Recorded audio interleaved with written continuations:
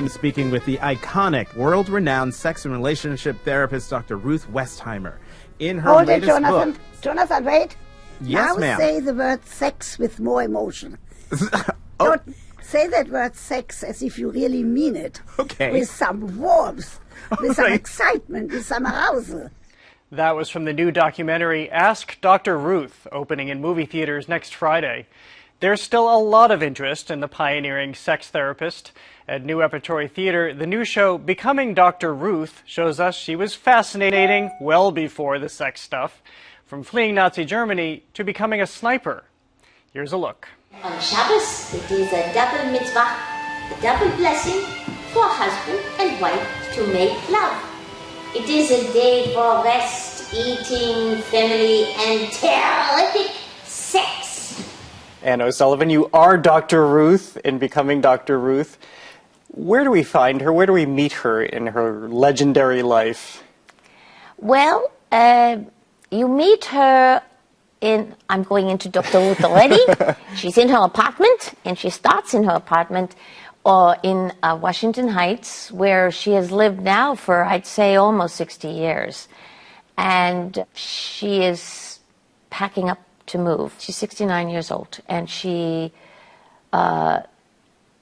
something happens, and she starts to talk to the audience, and starts to, in the moving memories, in looking at the things she's packing up, she starts to tell the story of her amazingly epic life. I mean, just as a personality, she really resonated with people. Before people understood the circumstances that led her to be who she was, do you have a sense of why people have found her so interesting? Why she has resonated so well with people? She beams love. She is, when you're in her presence, as I have been fortunate enough to have been, and have her holding my hand as she does talkbacks when I've been performing, she's just so powerful. A presence of life. She has a great life force, and she has a sense of mission that propels her in life. She is 90 now, and she still pops out of a chair like a kid. When she'll say, wait, I want to tell you this. Listen, wait a minute. The point, she can just jump out of a chair. My parents kept a book on the top shelf of their closet that I saw my mother hide away. So then I had to see it.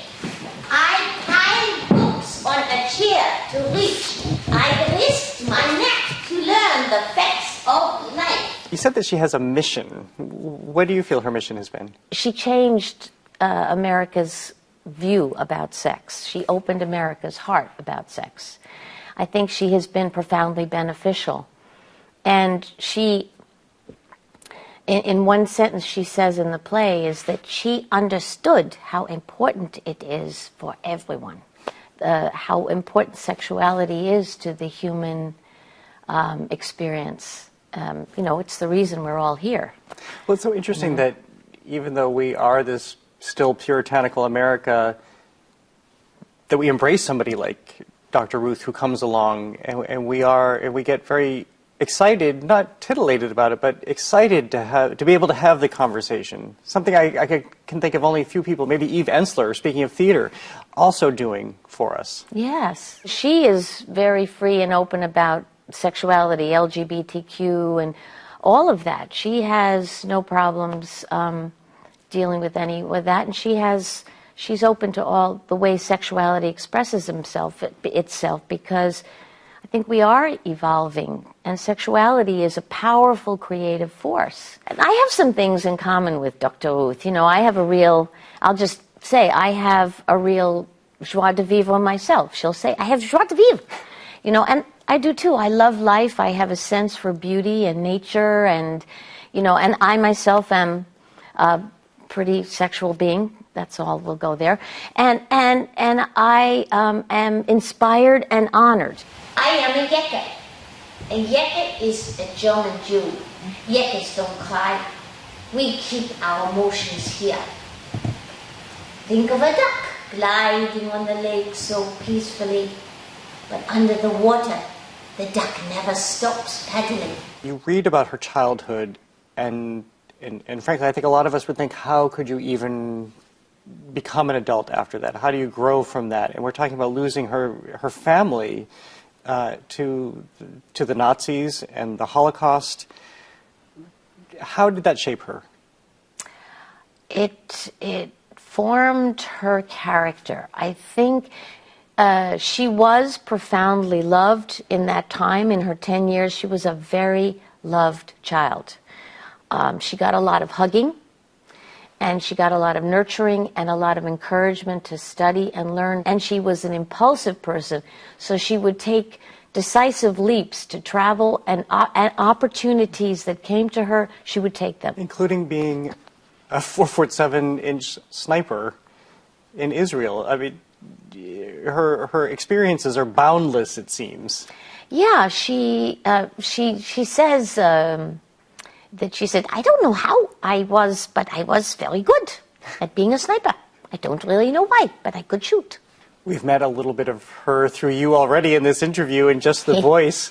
How have you got the voice and the character? And I know actors often have told me that they walk that line between playing a character but not a caricature, especially when it's obviously a real-life person that people know very well. I have a gift for accents, for one thing. I have a great ear, and I've done a lot of accents in films and in plays.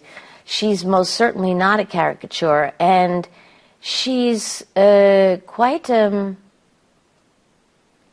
serious scholar. I noticed you were gesturing to your throat. Does a lot of it come from how you use your throat? It's very guttural, and it's a very demanding role in terms of that. The way I speak puts tremendous strain on my vocal cords, so I have to do work on that. And it's just natural to her. Well, now, I've suddenly took on, I think you passed a little bit of her to me. I just want to ask about being able to have that opportunity to know her and spend time with her. Is there a risk either way of spending too much time, getting to know her too well? How does that impact your process? I can't get to know her too well. She doesn't allow that. She's a very private person under it all. The depths of her grief and pain, there's a certain place that you can't go beyond. I don't want to say too much about that. It's just something that you have to honor with her. Her joie de vivre comes out in the way she engages with people, and she's got this delicious sense of humor. She can go with anyone. I just saw a picture of her recently standing there with the gorgeous RuPaul, and she's just down there like in a gold polka dotted outfit going. Her joy comes from these interactions with people, and she seeks joy.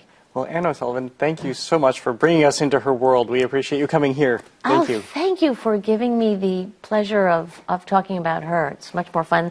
It's much more fun than talking about myself.